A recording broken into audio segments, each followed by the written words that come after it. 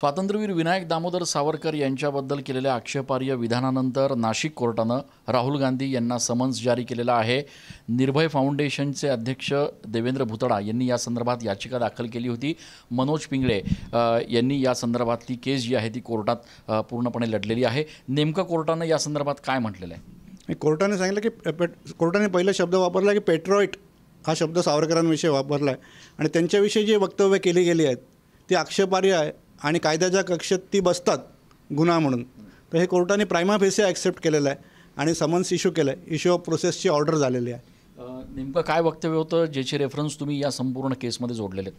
त्याच्यामध्ये माफीवीर हा शब्द होता आणि माफीवीर ते एक पत्रासंदर्भात होता। जेलमध्ये असताना त्यांनी जी पत्र दिली होती जेदरला किंवा सुप्रिटेंडंट किंवा त्याच्या वरच्या ऑफिसरला, त्याच्यामध्ये हायली ओबिलाइज वगैरे शब्द, युअर ओबिडियंट सर्वंट ही शब्द वापरली होती। ती पद्धत होती तेव्हाची आणि हे सेम पत्र MK गांधी महात्मा गांधीजींनी पण दिलेली होती।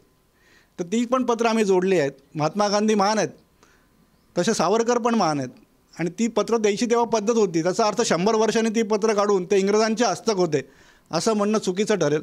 जेवढा आदर याचिकाकर्त्यांनी सांगितलं की जेवढा आदर त्यांना सावरकरांचा आहे तेवढाच महात्मा गांधींचा आहे, तेवढाच पंडित जवाहरलाल नेहरूंचा आहे।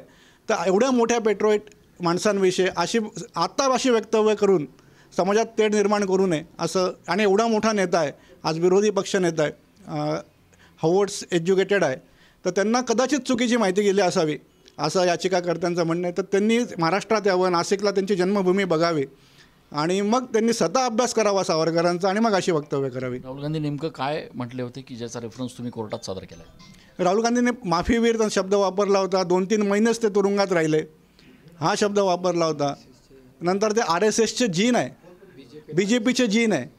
तर BJP हा पक्षच तेव्हा अस्तित्वात नव्हता, तर ते जीन कसे काय असतील तेव्हा पक्षाचे? तर अशा अनेक डिफेमेटरी वक्तव्य आहेत, समाजात तेढ निर्माण करणारी वक्तव्य आहेत। त्या संदर्भात याचिकाकर्त्यांनी याचिका दाखल केली होती आणि कोर्टाने ती प्रायमा फेसी मान्य करून ऑर्डर पास केले।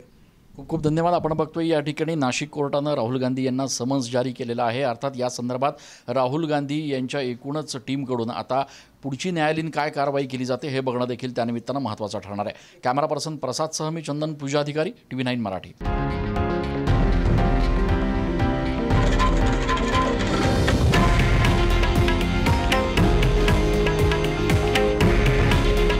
हे आहे देशातील नंबर 1 न्यूज नेटवर्क आणि आपण पाहत आहात TV9 मराठी। काळजी तुमची, हित महाराष्ट्राचं।